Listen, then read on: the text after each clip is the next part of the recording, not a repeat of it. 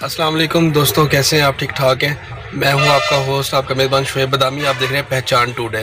तो आज लाहौर से वापसी आते हुए एक दोस्त मुझे बन गया मेरे खान साहब, और माशाल्लाह ये मेवा जात सेल कर रहे हैं। तो खान साहब क्या नाम है अपना?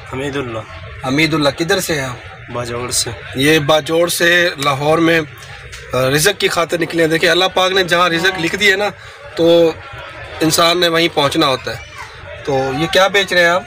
ये बादाम है, पिस्ते है, अखरोट है, काजू है, किशमिश है, ये अंजीर है, खुरमानी। ये देखें जी, सब कुछ मिक्स ड्राई फ्रूट। ये मिक्स ड्राई फ्रूट मेवा बना हुआ है, बहुत ही ज़बरदस्त होता है।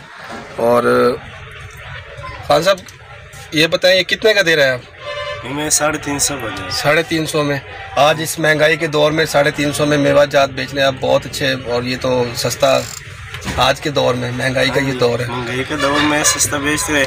पहले ये 110 रुपये का आते, अभी 190 रुपये का आते। इतना महंगाई हो गया भाई।